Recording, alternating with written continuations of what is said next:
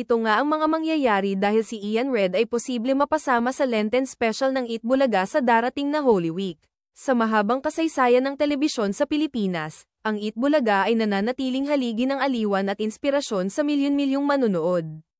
Tuwing panahon ng Kwaresma, ipinapakita ng programa ang mga espesyal na edisyon na may temang pagninilay, pagsisisi, at pag-asa.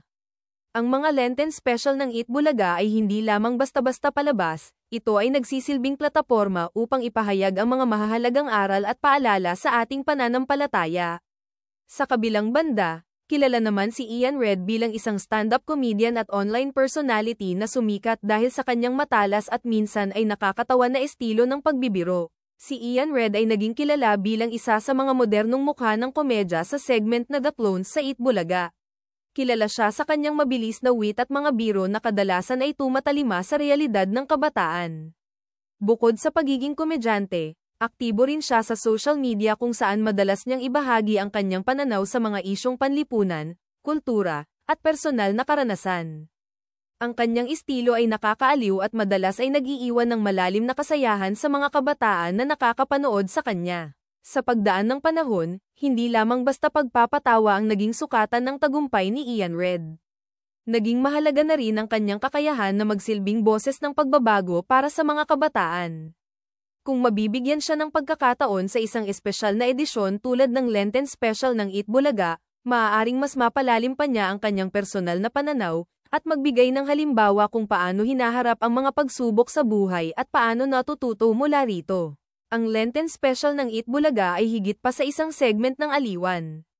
Ito ay isang pagkakataon para sa mga manonood na magnilay, magmuni-muni, at magsimula ng kanilang espiritual na pagbabago bago pumasok sa mas malalim na pagninilay ng Kwaresma. Karaniwang tampok sa Lenten Special ang mga kwento ng pagbabago, pagsisisi, at pagbabagong loob.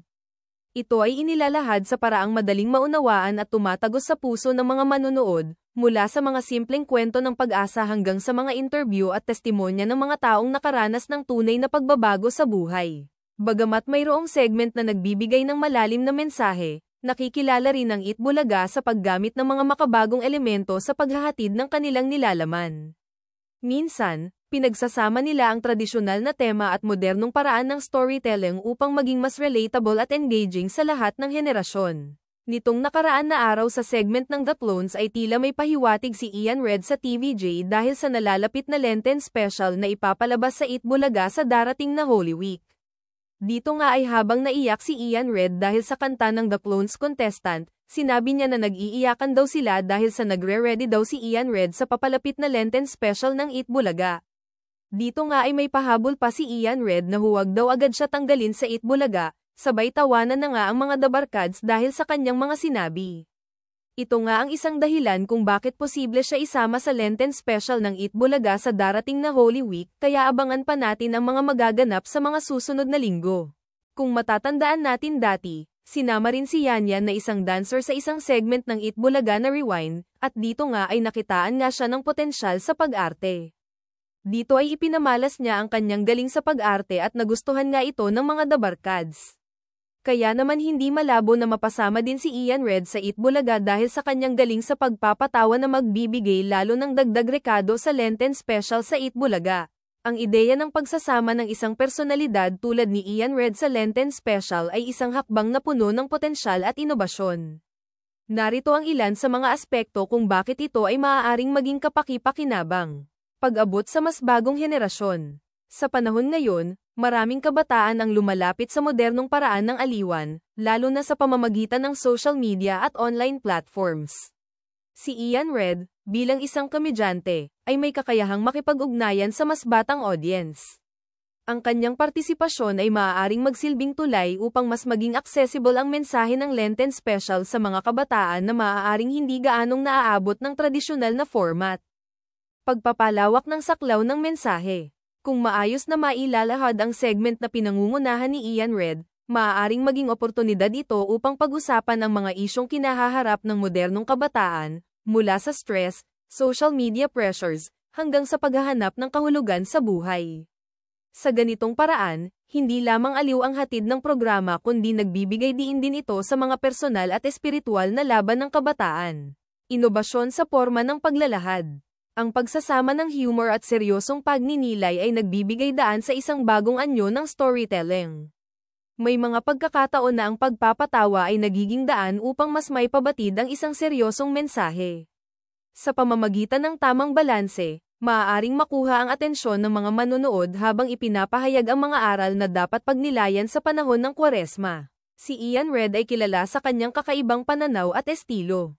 Sa pamamagitan ng kanyang partisipasyon, maaaring magkaroon ng bagong paraan ng pagtingin sa tradisyonal na mensahe ng Lenten Special. Maaaring pag-usapan ang kahalagahan ng personal na pagbabago at ang hamon ng makabagong panahon sa konteksto ng espiritualidad. Ang inobasyon sa format ay makakatulong upang mahikayat ang mas maraming manonood, lalo na ang mga kabataang nakagisnan na sa mabilis na daloy ng impormasyon sa social media. Dahil sa kanyang malaking following online, natural lamang na mas marami ang maabot ng programa kung isasama ang isang personalidad na pamilyar sa digital space.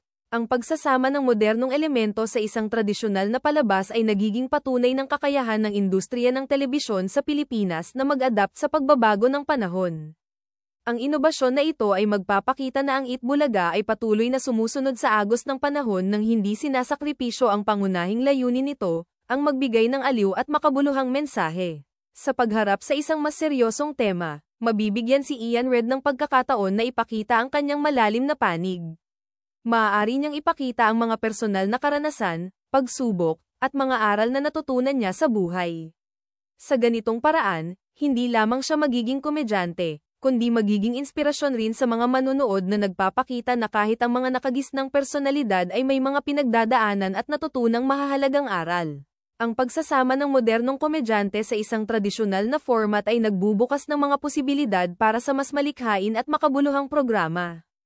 Kung maayos na maisa sa katuparan, ang proyektong ito ay maaaring maging simula ng isang serye ng mga inobatibong ideya na hindi lamang magpapalawak sa audience ng Itbulaga kundi magbibigay diin din sa mga mensaheng nakaugat sa kultura at pananampalataya ng Pilipinas.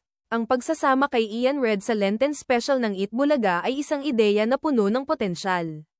Ito ay isang hakbang na maaaring magbukas ng bagong yugto sa paraan ng paghahatid ng mensahe ng pagninilay at pagbabago sa modernong panahon.